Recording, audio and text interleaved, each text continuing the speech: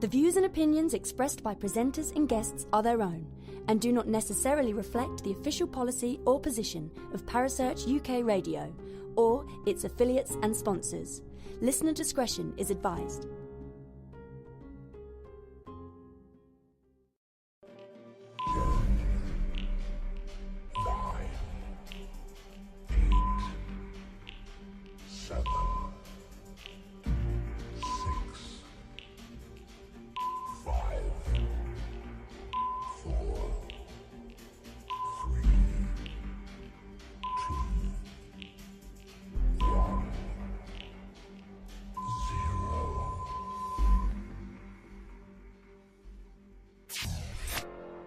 You're listening to Paranormal Concept right here on Parasearch UK Radio with your host, Paul Rook.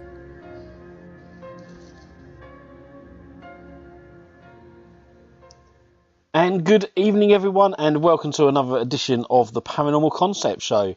I'm here tonight with my lovely assistant co-host, or whatever else you want to call her, Kerry Greeaway. Hello, Kerry. Oh, good evening, Paul. I'm your lovely assistant, co-host, whatever you want to call it then tonight. Exactly, yeah. I mean, I'm sure there's plenty of people out there that call you different things. I mean, yes, they do, but we won't go into that right now. No, leave that for the Friday show. It's fine. We'll leave that for the Friday show.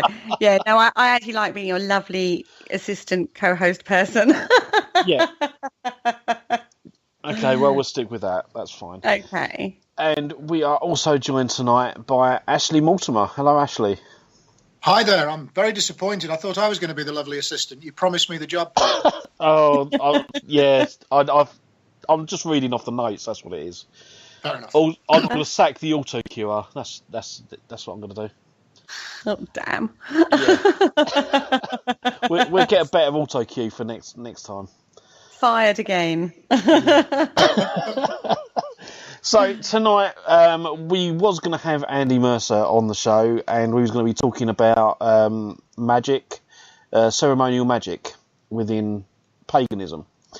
But unfortunately he couldn't make it, so we asked Ashley Mortimer to join us, and he's going to be talking to us about the paganism through the ages and how it survived, if that's okay. That's fine with me. I mean, I can do a little bit about ceremonial magic, but I think we're better off with someone who's genuine expert on the subject. So, yeah, I'll talk a little bit about paganism and the history thereof, yes. Awesome. So where do we start? Well, we start really with human origins. I mean, so we talk about human instinct and mankind's first ideas about survival and reproduction and the things that we do instinctively. But actually, it was very, very early in human history that we're starting to see behaviour patterns of humans doing things that could be described as either magic or religion, I suppose. And I'm talking about things like creating symbols, paintings and drawings that are then used in some kind of ritual context to develop a non-physical connection between the human beings, for example, the hunters and the hunted, for example, as the thing. So we're right back at the earliest origins of human beings, at possibly as much as 200,000 years BC. So you're talking about like Neanderthals and... Absolutely. I mean, yeah. there are figurines. There are, you see, human instinct appears religious instinct, and it's really hard to say anything. Even the real proper experts, not just bluffers like me, actual experts can't. It's hard to tell what somebody was thinking 100,000 years ago. It's blooming difficult to figure out what people were going on about last week. It's not easy, and so we're only speculating. But certainly humans were doing things that appear not to be entirely practical. They are creating statuettes which appear to be set into some kind of religious symbolic context. It's a lot later that we see in the cave paintings and things, but there are early statues that appear to be depicting goddesses, the so-called Venus figurines, which definitely date to 200,000 BC, and that's a blooming long time ago. Yeah. Where do you think, or how do you think that they come up with the idea of having a god? Well, the nature of the divinity. Well, that's interesting. I think that whatever happened is that somebody started to look at the world around them and to see how the natural world and that would be not just the human natural world, but the animals as well. In order to develop a better sense of hunting and gathering and being able to survive, they started to study what was going on around, and they started to notice that there was a kind of pattern to nature that involved a cycle of fertility. And I think that cycle of fertility is then seen to be essentially feminine.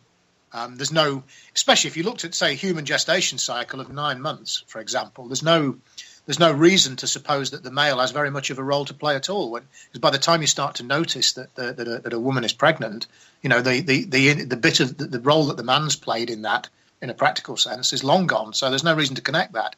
And I suspect that that's why we start seeing a notion of a Mother Earth, if you like, a kind of an overall governing, non-physical, spiritual connection to the idea of fertility in nature. Yeah, and fertility seems to spring from women. I can understand that's not a sort of huge, giant leap to assume, because, women give birth to the children and it's birth of life. So it's sort of, you could apply that to everything then, couldn't they? Yeah, absolutely. And I think that's human beings' instinct. The religious instinct is to see something. I keep using the phrase non-physical, but we can qualify that a bit later. But yeah, it's that idea of seeing a world of forces that acting behind the visible physical world of form. And it's that idea that there's something behind it or within it or above it or around it. There's something else going on apart from just, clumping our way through life. And that's a belief that we hold now. But it always strikes me as even more important that in those early development of humanity where you were, presumably our ancestors were running around trying not to die every day, your dangers of falling down a rabbit hole, breaking your leg, that's it, you wouldn't be eating again. Even a simple toothache could kill you. It always amazes me that they spent time thinking about something deeper than that. Maybe that's something that says something about human beings. But they certainly did. And by the time you get to sort of 20,000 BC, 15,000 BC, you're seeing quite a sophisticated setup in nearly every human civilization of religion of some description, which is often just appeasement of these gods, or certainly appealing to them to help in whatever it is that you're trying to do, presumably survive.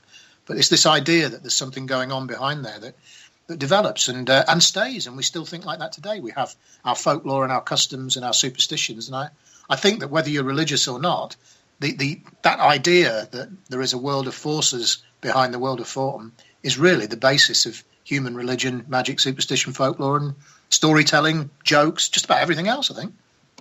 Yeah, I know Kerry's done a lot of research into all that sort of stuff from like previous shows. So yeah, the cycle thing. It goes a step further. It's not just the gestation period regarding, animals and humans, and it's plant cycles, and it's the planet cycles that they're watching going overhead, and it's the seasons, and it's so many other cycles that were reoccurring throughout the time that gives you this cycle link and this fertility link that links into this image of the fertility goddess. Yeah, absolutely. And I think you're absolutely right. It's spotting those patterns that seem to repeat. And you can see that whole drama of fertility played out with the sun and the moon in the sky and the heavens moving and the stars moving. You're right. We marvel at Stonehenge or places like that where people who are, I don't know, that's about 3,000 BC or something like that, isn't it? Where they're creating these quite sophisticated ways of mapping the stars in the sky. And you've got to ask yourself, why did they bother? They must have thought it was important. It must have seemed important. Yeah, very much so. But they put a lot of more emphasis on things like that than we do even in this day and age now. They really did link into the natural world around them, which kind of has got lost nowadays. Yeah, I think so. And I think that's been one of the reasons why there's been a rise in interest in ancient religions, or at least in paganism. There's been this sort of facility to reconstruct and reinvent these ideas that have really, they've really informed religion through many centuries. But in a modern times, there's always been people who have bucked the trend of society and who wanted to drop out and do their own thing or go against it. But really, this idea of going back to nature is something that you find throughout quite a lot of modern modern human history, very much the last few hundred years. There's always people who are dropping out of society, and they seem to want to head back for the natural cycles and the natural seasons. And it's to be fair though, in the last 50 years, 40 years or so, it's very trendy, isn't it? It's very trendy to be kind of... Oh, it's very fashionista. Yeah, it's gone very fashionista these days, but it is bringing a lot more concepts back into trend, as it were, that are very ancient. And that's a really good thing, because it's making people more aware of their natural world around them, and, you know, linking into those forms of energy and working with that kind of way of energy. And it's although it's been driven by trends and fashions and stuff like that, there's also been that collective need for understanding, which we didn't need for a while. We went very basic and into like industrial revolutionary and progression and stuff like that. But we've kind of done that, and now we're sort of progressing back almost into those old ways of thinking, because our soul needs feeding as much as our physicality. Absolutely, I think that's it. People do. Again, it's recognition of that world of forces behind the world of form, and our place in it, and our connection to it, and our connection to the divine. And one of the things that a lot of the modern pagan reconstruction religions appear to offer is that Gnostic, that complete individual, unique, personal connection to the divine under there. So, you know, although we're talking about expressing our religious inclinations, we're also feeding our spirituality, and I think that there's quite an appeal. I think that by the 1960s, when a number of modern pagan religions really caught on in a way that made them spread, I think it was catching an absolute current in society that people were experimental and interested in doing these things, you know. And getting answers that they couldn't get from a mainstream religion. Well, that's right, and you know, I suppose it's very tempting.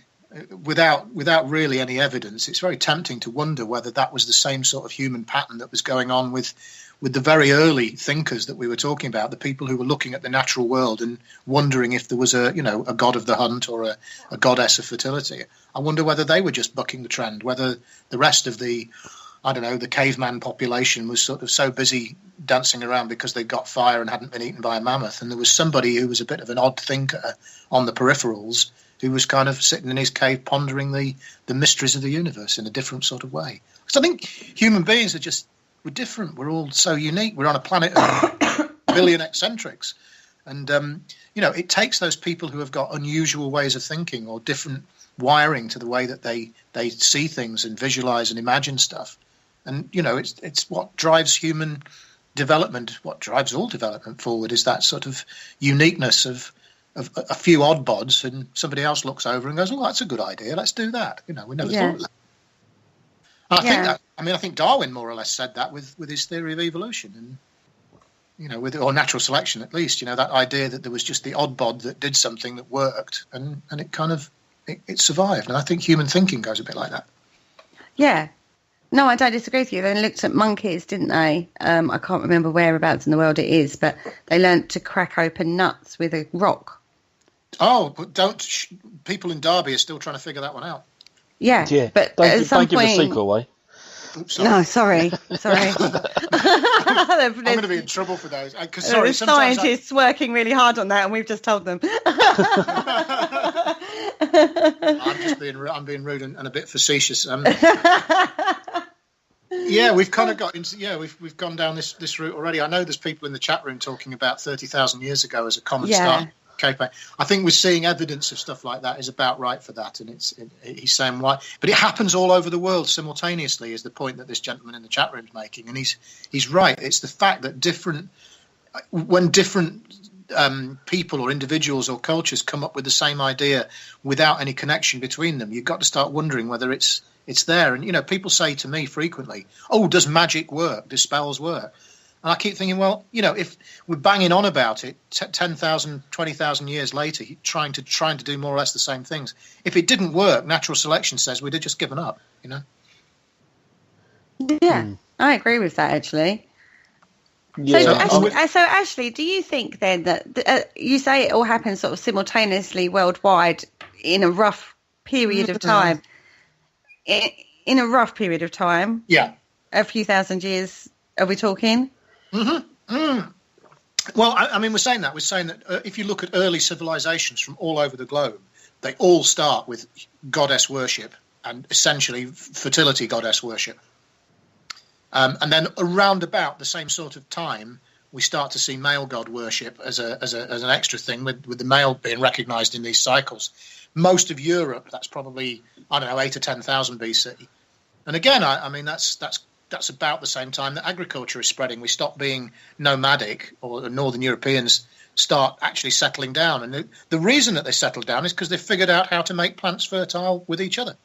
And animals too, presumably. There's no need to go chasing. You can sit there with a corral and put the male in with the female, and before you know it, there's as much food and it's plentiful, and you don't have to go, roaming the land to track it down anymore. And that's kind of a bit cognizant with the idea of a masculine god. What's interesting is that they wanted to ascribe gender, or perhaps not gender in the way we understand it, but in that kind of concept of a feminine divine principle and a masculine divine principle. The sort of the Earth Mother, I suppose, and then the sower of the seed, the bringer and the hunter, and the other thing being what they're seeing. Is it human beings reflecting the divine, or is it the divine being moulded in the shape of what human beings wanted to think of the divine as? That's a good question to get a proper archaeologist on and ask him. we do actually have one in the chat room. We have Uncle Norman in the chat room, Norman Fay. He's in the chat room tonight. And he said he was brought up as a Roman Catholic, but ran away aged 13, and they're still trying to crack nuts in parts of Derbyshire. Yeah. Yes, I've encountered Norman before at a couple of events, and he's a very funny guy. He's like, Derbyshire. I don't know whether he knows anything about them. Yeah. The secret is, if you're listening in Derby, then bang the rocks together, guys. So we're talking about the gender part, the masculine, feminine, the feminine, and then the masculine coming in slightly later. And I was just thinking, it sounds like a nightclub in today's day and age. The gods. Well, if you look at those civilizations that then start developing more sophisticated pantheons of gods and goddesses, the Greeks, the Romans, they're filled with these stories of the gods copulating with humans and with each other, and someone's copping off with so-and-so, and he gives him the secret of fire, and she uses it to get the love of somebody else. These stories all play out, these myths, they all play out amongst the gods and amongst the humans as well, and amongst the stories of the times. And really these stories then become important ways of describing what they think is going on in this world of forces behind the world of form. And you've got death and birth and rebirth, and you've got love and tragedy and initiation and mysteries and all these things happening. You've got a male divinity that's a male god that in many parts of the world is then seen as not just the bringer of life and the sower of seeds, but he's then presiding over the lands of the dead. And you look at the gods of death and things like that. You've got some very interesting psychopompic gods, and you've got goddesses the same as well. You've got this sort of idea of, these 1500 BC, you've got Death and the Maiden, and these stories that are going on that are reflecting something. Are they reflecting what human beings are experiencing, or are they, is it humans projecting onto the gods? Is it anthropomorphic, or is it something that we've discovered a link to that kind of underlies the natural world around us? Like you said, that there is that intertwining between the gods and stories that were created and humans. There is always that interaction between the two. It started very, very early in cultural ways, didn't it? This interaction that humans can interact with gods and gods can interact with humans. And the stereotypes that between male and female, even to this day, still stand. The hunter-gatherer for the man, the homemaker and child-bearer for the woman. Absolutely. Those things still stand, even though, we've been fighting various stereotypes in the last, 50 years. Those stereotypes still kind of stand in people's mindsets. Well, in the end, you without... And I certainly wouldn't, being a member of a witch cult that reveres the divine feminine and ascribes great powers to the great goddess, then it would be really wrong of me to sound in any way misogynistic. But let's just be practical. There are roles that are played in the fertility cycle, and whether it's equal or fair or otherwise, in human beings, the woman carries the baby for 9 months, and the male role, essentially and physically and practically, is a supportive role that involves a single quick act, or maybe a long act if you're any good at it. But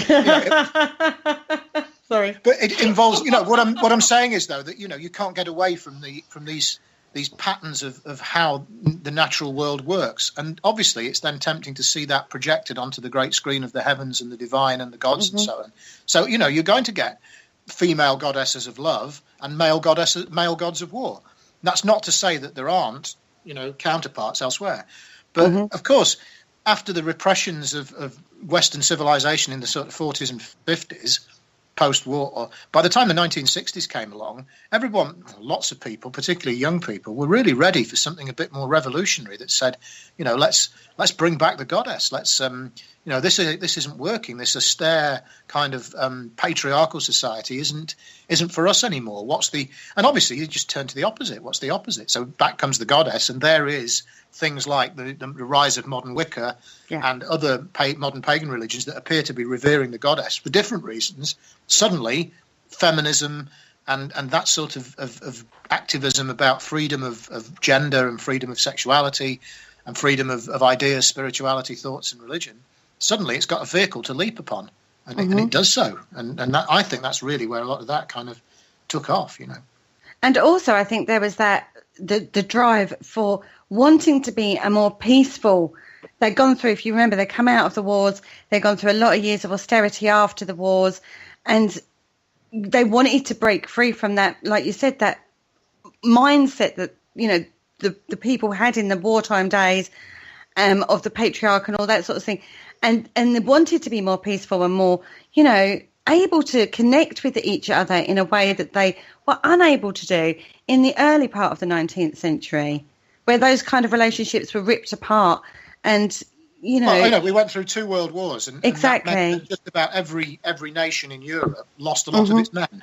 Yeah, there was a shortage of men, and maybe that's also a partial reason for the rise in female views being seen as being more important, because there were simply more women. I don't know, I mean, there are probably better commentators on the subject than I am, but certainly I think that the reason that people were getting interested in witchcraft and the like at that point was exactly that, was that it represented a vehicle for expressing these kind of giant concepts of femininity, really. I mean, the idea of a goddess is just, who was, you look at Britain particularly, and most of Northern Europe, who was worshipping goddesses prior to 1940s and 50s? It was, God, the state and the church, wasn't it? Yeah. But you also have to remember where that has come out of, going back into history, where the repression of those kind of religions when the church was rising and was repressing all of these kind of religions to get the mainstream under control of the churches, power, money, all those other kinds of reasons.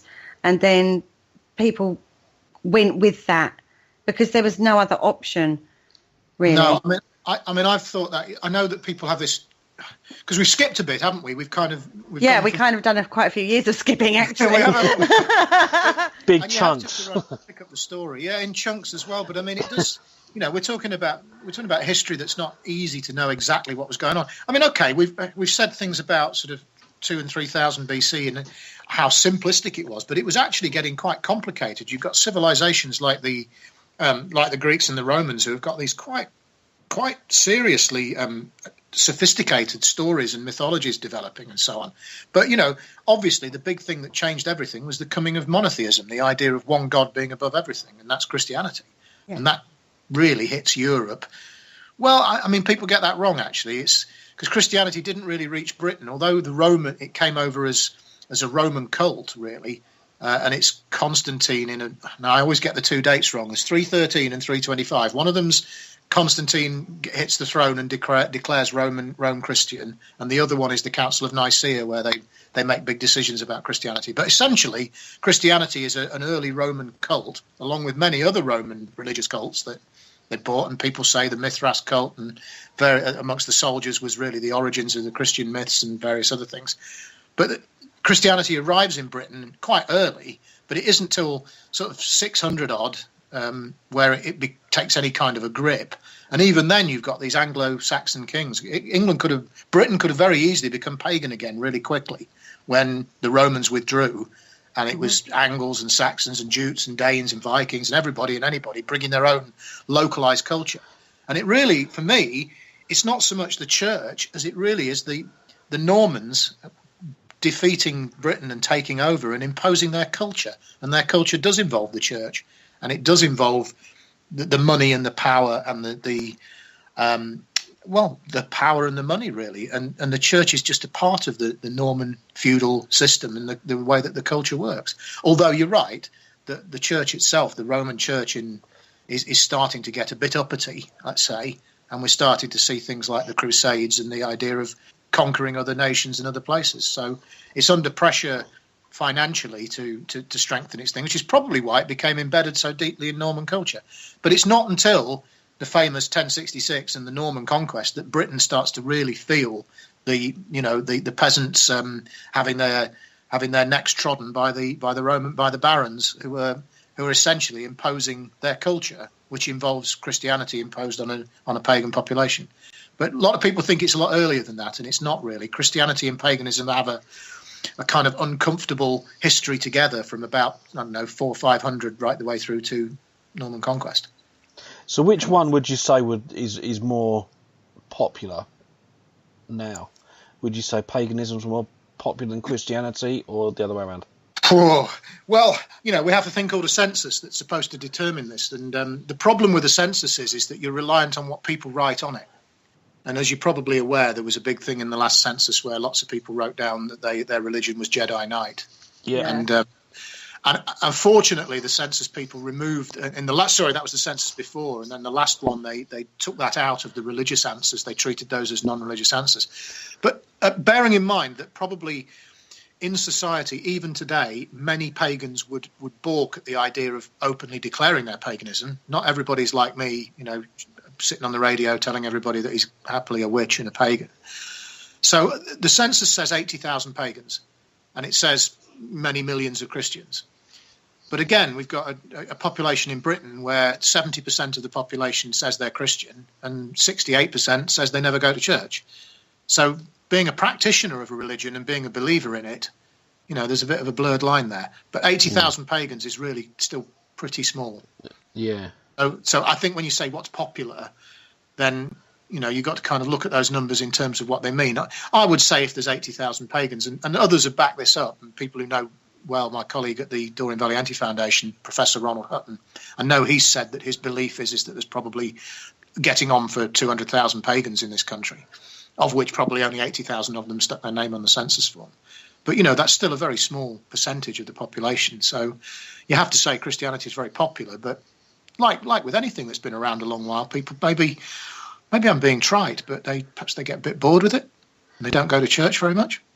Yeah. Or there's a duality, or there's a duality going on that we haven't seen before in this day and age. Really, you have, most people are brought up through the education system in a Christian way, and so they have that sort of basis within them, but they actually live their day-to-day lives in a more pagan way.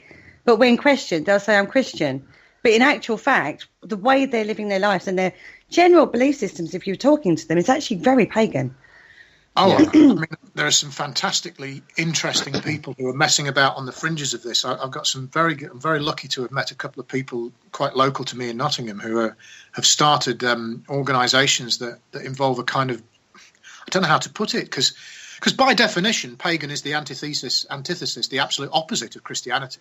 It is anything but an Abrahamic religion. That's what it means. But there are people who are calling themselves Christo-pagans or Pagano-Christians or whatever else. And they're finding these very interesting ways of developing their own personal spirituality and their own ideas of how they want to worship and to practice their religion in a ritual way to celebrate their spirituality. And you're right. I suppose it's a pagan way of thinking to imagine that spirituality has a duality or even a pluralism, that there's many, many ways of thinking of the truth of reality and looking at things, and not everybody's right. And yet you can also take the view, as Einstein and other clever scientists said, that there's multiple realities and we could all be right.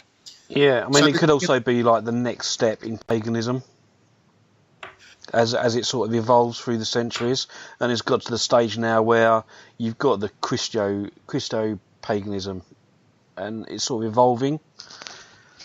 It is. I mean, I think there's amongst. It seems to me, and I've spent quite a lot of time, as you can appreciate. I've been representative of paganism in a number of forums, locally and nationally as well, and mixed with other people of faith and religion. And there does seem to be a great sense in the last 10 years or so of people of faith kind of trying much harder than they have for a while to find common ground. And I'm not holding Nottingham up as a fantastic example, just one that I know of. We've had initiatives here that would have been unheard of 40 years ago.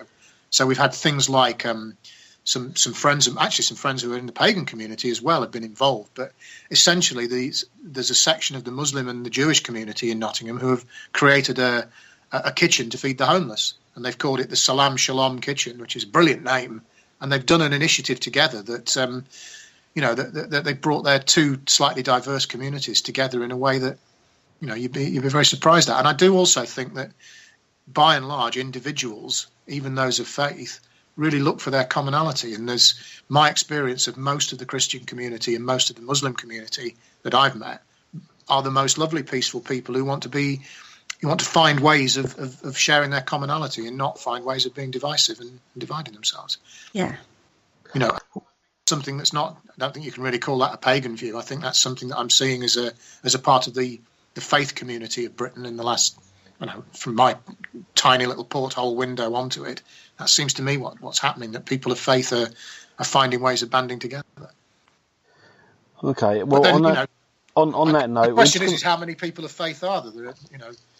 According to the census, we've got a population of about 60 million people in Britain, and there's about 20 million of them, about something like that, 17 million is it, who are either of no religion or they haven't put anything down on the form. And that leaves, 35 million people, there's a bit more than that actually, of which, about 30 of them are Christians. And the rest are Jedis. 176,000 Jedi. Yeah. The important thing was that that the census people treated those answers as being not other religion, they treated them as being no religion. So they went in with the agnostics, the atheists, humanists, and the 6,000 wonderful individuals who declared their religion as heavy metal, which was quite cool. So, but 176,000 people thought they would have some fun with the census and declare themselves Jedi Knights, which is... So it isn't that many. But it's still twice as many as there are pagans. Well, yeah, there is that. And on that note, I'm going to play a quick break and we'll be back very shortly. Hello, Harry Price here. Good evening.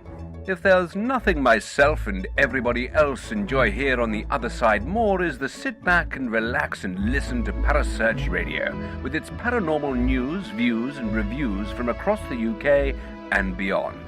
Make sure to find out more about them on Facebook, Twitter and the World Wide Web, whatever they are, to keep up to date with all their broadcasts throughout the week. And I hope you enjoy them as much as we do over here. Hello? Is anybody there?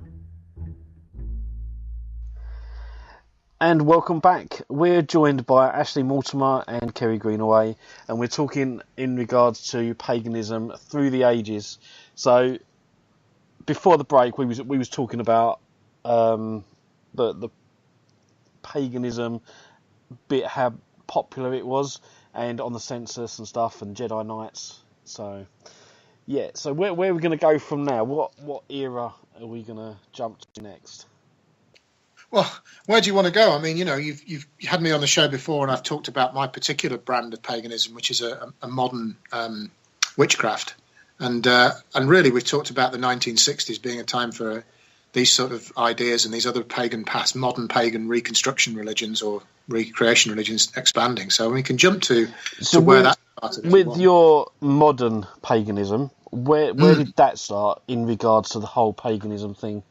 Well, in regards to how it started with the ancient paganism, it started with an interest in reviving these ideas. And I mean, I've always thought it's really interesting that, as far as I can see, that we talked about the Norman conquest and the imposition of Christianity by the the ruling classes, if you like, the Norman barons, on the essentially pagan peasant population.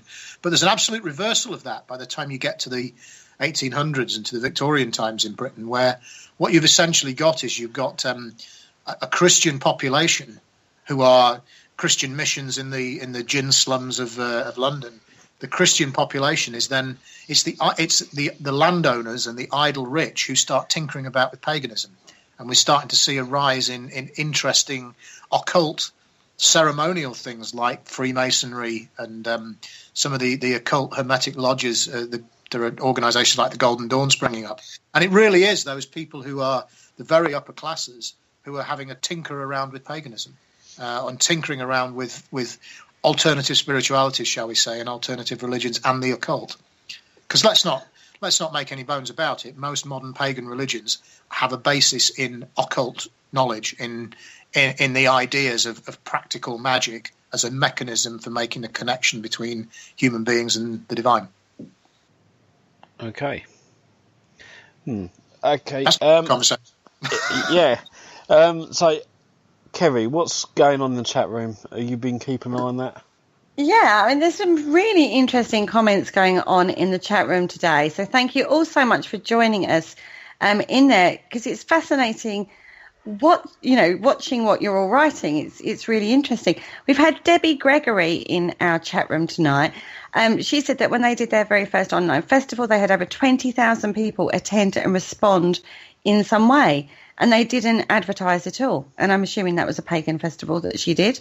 Debbie's involved with the Pagan Federation. Yes, she's in fact, she runs the Pagan Federation's disabilities team, who are helping pagans with disabilities and all Fantastic. Other people to deal with that. She's a fantastic, hard-working person and a very, very decent person. Yes, they ran an online festival for people who weren't able to get out and about to attend spiritual gatherings and ceremonies, and it was massively popular.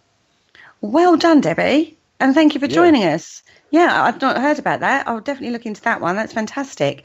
And then they've gone more into things about being Christians and then veering off into a more spiritual pagan way. This is Jean Williams. She was once termed a hedge witch, which is basically a person who in tune with nature and uses plants and stuff like that in their spell work. But she says she doesn't belong to anything specific, but she does believe in earth spirit guides if you let them. And Akila says, the thing is with the church, they even have the male-female thing going on, like the Virgin Mary, female saints, the Christian God, the apostles, etc. If you read it carefully, it does surprisingly mirror a lot of pagan stories and beliefs. Well, you're getting into this idea that which is where we started with things having a common root or a common idea, and these stories and myths developing.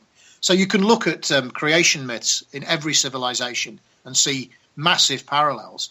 And yes, there's been lots of suggestions that the essence of the Christian mythology is no more than a reinterpretation of the idea of a god being born, a winter sun god who is born, who later dies and is then reborn.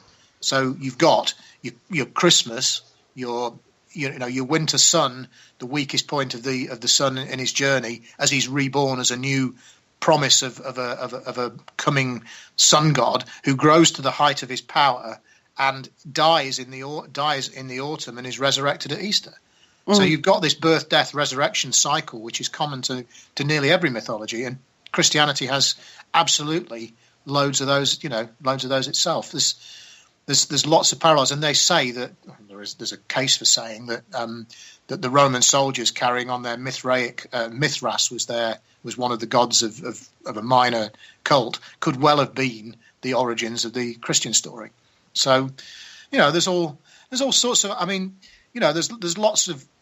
I know that they say that there's only 5 jokes in the world. If you actually analyse every joke, every gag, every comedy thing, it boils down to one of 5 types. Probably the same's true of creation myths.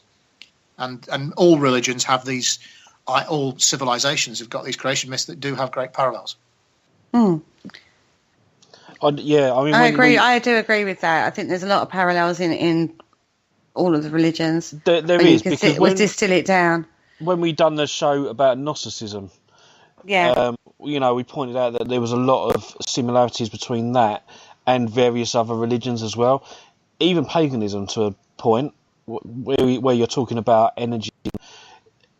you're personalising some of the energies to be your gods. But with Gnosticism, it's all about energy, and your energy when you die, going up to the cosmos, and again, you're using the cosmos to do some of your magic. You're basically putting your spells out there for the cosmos to create for you. Well, yeah, I mean, there's different religions have a different idea about how magic works. And if we're going to just briefly define magic as this idea that you're using a non-physical force, if you like, to cause changes in the physical form of the universe around you, then magic has quite a broad definition. But yes, there's different forms, and one of which is the appeal to the deities, begging God to help you out and give you what you want or what you need. So there's that propitiatory appeasement of the deities in order to get what you want or to get them to help you. And then you've got these other ideas of doing it yourself. But I mean, in the occult, and certainly in amongst most of the modern pagan religions, the act of magic is a central symbolic, sympathetic theme of a mechanism whereby you can make this connection between yourself in your non-physical sense and your physical sense and the divine above. And that's what if you were doing your program on ceremonial magic, I would expect somebody would be telling you that's what they call high magic. Mm-hmm. There's high magic and low magic, though, isn't there? Well, yeah, and then what this lady in the chat room was talking about, this idea of knowing which herbs work and what to do with them and how to talk to them and how to talk to the spirit within the herb. And that's something I was taught. If you talk to you have to be able to communicate with the non-physical entity, the living spirit of each piece of nature. And when you do that successfully, that's how it works, and that's when it works. But that kind of herb lore and crystals and those other types of mechanisms whereby people can affect the physical world in a non-physical way, that's what you might term low magic, I suppose. I think it's wrong to, and the high magic has got these kind of lofty ceremonial goals. I mean, I'm talking about, this is what the Victorians were interested in doing. They were interested in both of those. And of course, the witch cult, the modern witch cult as we know it, springs up from some quite well-to-do ladies somewhere down on the south coast who are quite interested in herb lore, as well as they're interested in Eleusinian mysteries and pagan rites of initiatory passage, which is quite an interesting story, to say the least. It is, and like you say, high magic and low magic is just ways of defining. I mean, I always found the definition was low magic kind of used what you had available around you, whereas if you're dealing with high magic, you go out and source the best kind of ingredients, as it were, for your work. Yeah, the difference between the wart cunning old lady of the village who knows how to put a curse on the cattle or lift a curse from you, cure the warts on your knee, and the studious alchemist who's living in a castle with a million pieces of equipment around him while he, gets on with the elixir of life and whatever else alchemists do. So it's almost stereotypical, and I suppose the stereotype I've just drawn there has got a male and female gender to it as well, hasn't it? Really. I didn't mean it to sound that way, but I've just realised. No, but it does. Yeah, it does, because when you think of that image, isn't it? You always imagine the occultist in his, like you said, in his castle with all his stuff around, like John Dee, in his like library with his crystal ball and his wax tablets. Whereas when you think of the local healer, it's a woman generally doing that. So again, you are right. You've got that male, female, gender stereotype already ingrained in our brains, even in regards to this kind of thing. Well, I'm supposedly an expert in the history of modern day Wicca, and a gentleman called Gerald Gardner, who's credited with being the discoverer and or inventor of it. And Gerald is indeed getting involved with these people on the south coast, on the edges of the New Forest, who we now know were very interested in herb lore and the like. In fact, quite a lot. There's a great suspicion that it's Gerald who brought the idea of, shall we call it high magic, or certainly temple magic and ceremonial magic, to bear upon their version of modern paganism. So we think that they were, we know a bit about them, and there's my very good friend, the author Philip Heselton's probably the world's most renowned expert on the subject. But we now know that the people that Gerald was mixing with were probably more interested in in having some kind of sort of spiritual ritual outdoors that celebrated the seasons, and pressing flowers and writing poems and herb lore and the like. And he brought to bear his sort of Masonic ceremonial interests on it, and the two combined in this. I've just realised, in that amazing way that modern day witches celebrate the divine masculine and divine feminine, we've just brought together two giant stereotypes of high and low magic in a way that it's no wonder it was almost bound to succeed, because it seems so perfect, it seems so balanced and so harmonised to me. But then I suppose it would, because I'm a member of the craft. Which is always the difficult thing when you discuss the history of things like that, because people say, "Oh, but you're in it, so you're bound to have a biased view, aren't you?" And I do have to wonder whether I do, but I like the truth. But the balance is important, because you can't have one without the other. No, it's true, and that's kind of the whole premise of most modern pagan religions, particularly the witchcraft religions or the Wiccan religions, where you've got this idea of a polarized harmony, because energy can't flow. I mean, like a battery, if you don't have a positive and a negative, if you don't have a glut of electrons at one end, or a surplus, or a deficiency, there won't be any flow. So you have to have polarity in order to make things flow, and that's a natural part of the energy. So you've got this. I'm not saying that you've got male versus female. We're not talking about Venus versus Mars. But if you set up that dynamic, harmonious polarity, then energy flows, and that's what happens. And that's really I've just given away the great secret of modern paganism. That is the secret of how it works.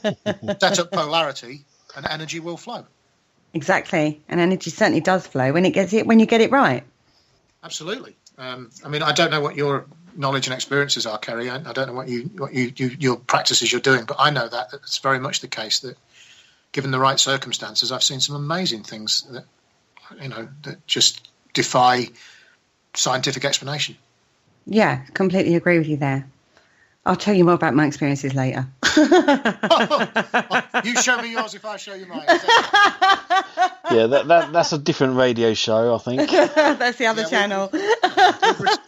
We've returned to an old theme of smutting you haven't we? Didn't we do this last time, Paul? Didn't we end up talking wasn't there something going on that was slightly controversial last time that we? I don't remember. Probably, yeah, more than likely. If Kerry was involved, yes, definitely. Oh my goodness me! The chat room again is on fire. Let's changing the subject rather quickly at this point. Yeah, good idea. Richard has said the Catholic Church still uses high ceremonial magic as part of its ways of working. They have an altar, they light candles, they have prayer. It's although it's done within a reformed within a religion, it's still forms of using energy to manifest what they believe in. 100% right. I mean, you can't argue with that. It's the mechanism whereby all religions connect the participants to the divine, the human participants to the divine. It is magic is the mechanism, symbolic, sympathetic magic. So if you looked at the Catholic Mass, in fact, any of the Christian Masses, you're looking at a magical operation whereby the body and blood of Christ are symbolically represented by a wafer and some wine, and by acting upon the symbols, you're in fact affecting the forces that they represent in the non-physical world. And to me, that's just simply an act of magic. That's absolutely the same as charging an athame, a sacred dagger, and a cup of wine, and reenacting the fertility rituals that modern pagans do, and in order to connect with the gods. So, yeah, absolutely. Every religion takes part in and uses magic. If you're trying to wonder what the difference is, the only difference between religions like Catholicism and religions like modern Wicca is in who's doing it. As in, the priests are interceding to take part in these rituals between the congregation and God. And that really became very untrendy in the 1960s when everybody wanted to go. So you've got religions like Wicca where all of its adherents are trained as the priesthood. There is no congregation and priesthood. We are all priests of the craft. We're all trained by and all taught that we have an absolute personal connection with God that gives us every right to be a priest of our own religion. That's very true. By dint of our training and our initiatory experiences and revelation of the mysteries to us via acts of magic, I guess. You preach to the converted, basically. Well, you are really. Yeah. Well, no. I mean, not. That's a good way of saying it, but it's not really like that. It's more to do with helping somebody to have their own revelatory experience. Yes. Yeah. And when you've helped somebody, I mean, this is. And not all Wicca and not all modern day witchcraft and not all modern pagan religions have an initiatory tradition. The idea of being initiated is a ceremonial ritual that caps a journey that the person has been on, the postulate's been on to help them to understand and make this connection. And in my line of the craft, we train them really hard for sometimes several years before they're ready to go through the thing. But what the point is that it's a mystery religion that unlike a revealed religion where there are scriptures that you can read and you can understand in advance and make your own mind up whether that's what you believe or not.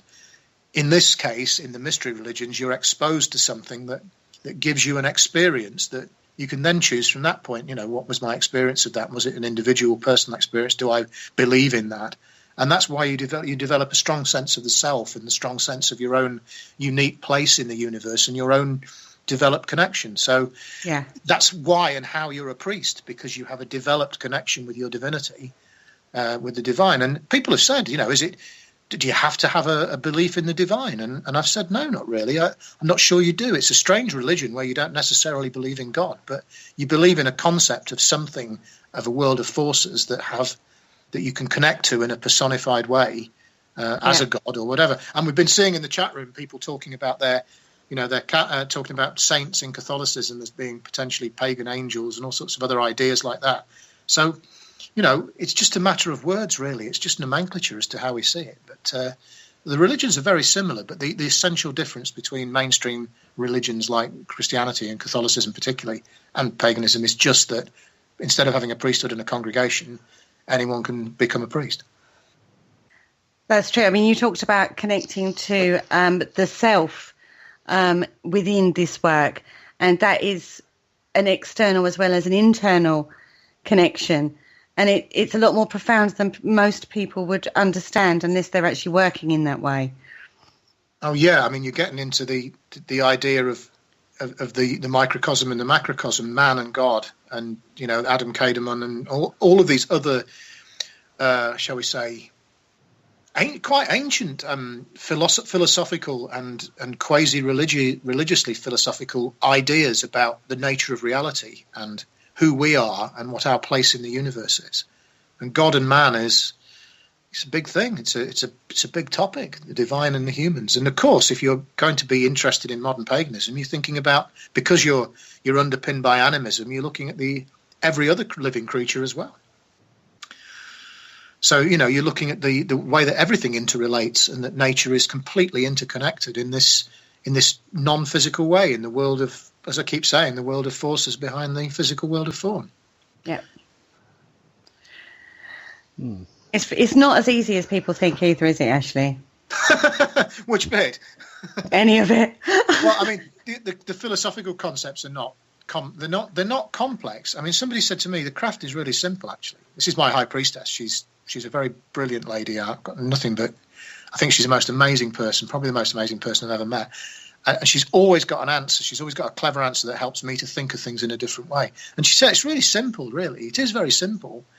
But it's because it's simple. Human beings tend to make things complicated, and we do. We like to stick labels on things. So we like to call ourselves a priest or a high priest or a magus or whatever these names that we have, or a magician or whatever. And really, the concepts are relatively simple. Get divine feminine energy, get male masculine energy, put the two together, create something new, and all go off and try and be happy. I mean, that's. I know that's weird, but what is the greatest quest of a human being? What is the most? Is it truth? Is it love? Is it honor? Is it wealth? Is it success? No, it's happiness. Yeah, it's being happy. Find a spirit that's happy, and whether you believe in reincarnation or not, just think about it when you're lying there ready to move on to the next stage. Have you been happy? Because if you found happiness, you've probably got a very profound sense of something very deeply spiritual. Like that. That sounds quite. Whoa, it was big, wasn't it? That was quite. It was, yeah. Big and religious and stuff. Yeah. Getting people thinking again. It is. But, now, I mean, all right, then let's get really philosophical. And this is a discussion that was going on a few days ago. But we're talking about words that describe the same thing. And one of the conversations I had with someone the other day, what's the difference between love, truth, and beauty? And what if they all fall together as the same thing? These things that we quest for, maybe that's what we're really after. And happiness, love, and truth and beauty are kind of concepts that are they transcend cultural and all sorts of borders. So you've got study of things like the ancient Hebrew mysticism called Kabbalah that's looking at these spheres of natural existence that embody these concepts, and right smack in the middle is one that's got truth, beauty, harmony, and everything all coming together. And if you look at the Christian mysticism around Kabbalah, which is not so easy to get hold of and to discover, but when you do, you start finding that that's the embodiment of the Messiah figure and of Jesus Christ. So, in fact, Jesus Christ, just like Odin hung on the world tree of Yggdrasil, Jesus Christ sits in the middle of the Kabbalistic tree of life in the sphere of Tifereth, and you've got high magic, witchcraft, paganism, Christianity, and Judaism, all really bound up together in a single magical system that kind of embodies conceptually what all of them are trying to say. And then you get this amalgamation of truth, beauty, honor, love, and Jesus Christ all in one go. God and man joined, and you've made that massive connection between the above and the below. God, there you go. That's a bit much for a Tuesday night, isn't it? Wow, it certainly has. Debbie Gregory has just said, is it happiness or is it contentment? I feel contentment is more important than happiness, but the difference between the two is a personal thing. And I was going to say that, actually. I was going to say a lot of those concepts are down about your perception of things. What does happy mean? Well, is your happy my happy? I'm happy when I'm busy. You're happy when you're asleep. Relaxing. I don't know. It's a subjective view of things, isn't it? There was a theory amongst Victorian occultists, and particularly amongst a man called Aleister Crowley, who had a great influence on modern day pagan and occult, particularly ceremonial magic and practices.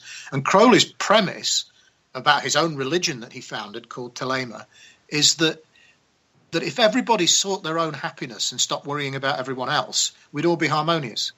If you found your own true nature, which was an attempt to try to be happy, your path would never come into conflict with anybody else doing the same thing. His premise was that the universe is essentially an ordered state of harmony and happiness, and that by seeking your own happiness truly without worrying so much about everybody else around you, you won't bump into them so much. So, if Debbie would like to be content, I'll be happy. That's fine, and I'm really good with that. And it's only words, because they're not the same thing. What I think of contentment and what she thinks of contentment might be two separate, I don't mean to be trite about it, but we're subjective and human beings who have to kind of use language as a barrier.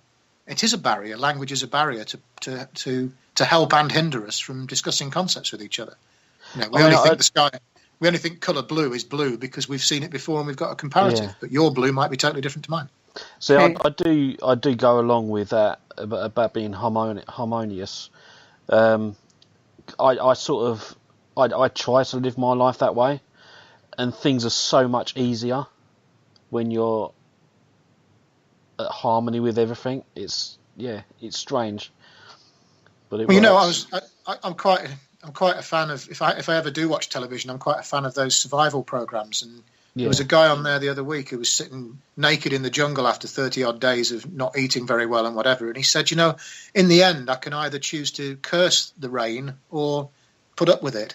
And he said, because it ain't going to make any difference. It isn't going to stop raining just because I'm unhappy with it. Yeah. So he said, when I breathe out and just go with it and accept that I'm going to get another soaking tonight, that's how I survive in these situations, because it doesn't matter what I think. I can't affect that, so I stop bothering about trying to. And he says, suddenly I find this strange sense of harmony then. Yeah. And and maybe that's contentment.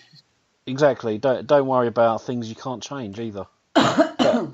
that's well, I mean, you can either, I tend to. if something's not making you happy or not making you content, and I would say this as a point of magical principle, and I mean that seriously and kind of importantly from a craft point of view, you've got a choice. You can either change the thing or change your view of it. Exactly. Both are equally powerful. Yeah. As I said, I do go along with that. That makes perfect sense to me. And that's sort of where I try and live my life, indeed. It's just sort of, just... Oh, we try.